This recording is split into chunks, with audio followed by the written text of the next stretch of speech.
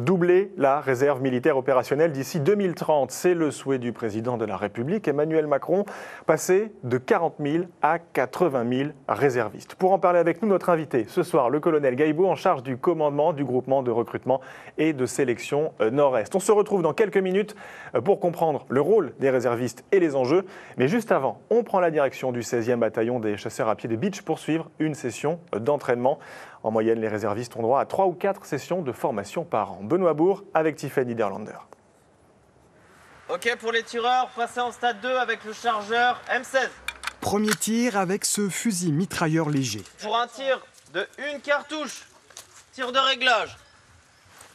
Tireur prêt. Feu.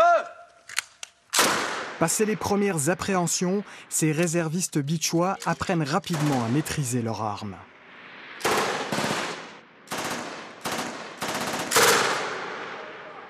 Marie s'est engagée dans la réserve il y a seulement 3 mois et demi. Ça c'est ta limite droite. C'est bon pour toi? Malgré sa jeune expérience, cet élève de terminale s'est d'emblée habitué à sa nouvelle arme. C'était intense par rapport aux armes qu'on utilise d'habitude. Il y a beaucoup plus de recul et il faut plus de force. Ok, feu. J'ai l'impression qu'on me donne une plus grande responsabilité quand on nous donne des armes avec une cadence de tir plus importante. Est-ce que vous savez aligner votre carte avec le nord magnétique? Même s'ils utilisent des outils de géolocalisation ultra performants, ces réservistes doivent aussi être en mesure de se servir d'une carte et d'une boussole. C'est l'objet de ce cours de topographie. Ils ont vu les bases pendant leur formation initiale. Par exemple, on prend une marche de nuit, on va servir carte, boussole. On a des coordonnées avec des points de passage obligatoires. Donc vous allez là, on a notre carte, on se repère avec ça. Les réservistes sont employés en renfort des militaires d'active, en grande partie lors de missions de protection des populations ou du territoire. Des missions Vigipirate ou Sentinelle par exemple. Vert. Rouge. Cet exercice de tir leur apprend donc à utiliser leurs armes en milieu urbain. Attention à ton canon. Donc c'est pour simuler par exemple des façades de bâtiments. Donc on peut voir là il y a une porte, des fenêtres, même des fenêtres assez basses qui peuvent simuler des caves par exemple. Du coup, analyse des résultats, on n'oublie pas les fondamentaux et je tire que quand j'ai ma certitude d'objectif. L'instruction est assurée par le sergent Rémy.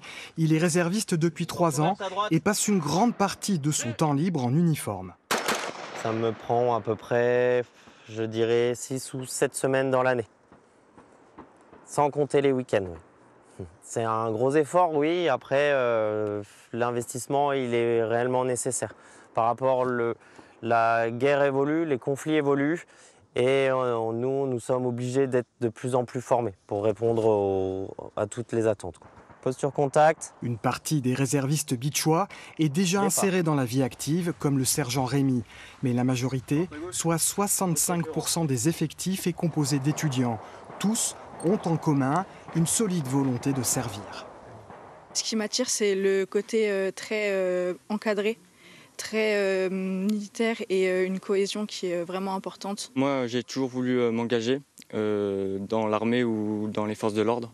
Mon père il est militaire et donc j'ai choisi de m'engager dans la réserve pour commencer. C'est une vraie aventure humaine, c'est vraiment cette notion de partage intergénérationnel, donc de se retrouver avec des jeunes, avec des moins jeunes, et qu'on ait une émulation au niveau du groupe, donc, parce que chaque personnalité a ses spécificités, a ses formations propres, et c'est un plus pour le groupe.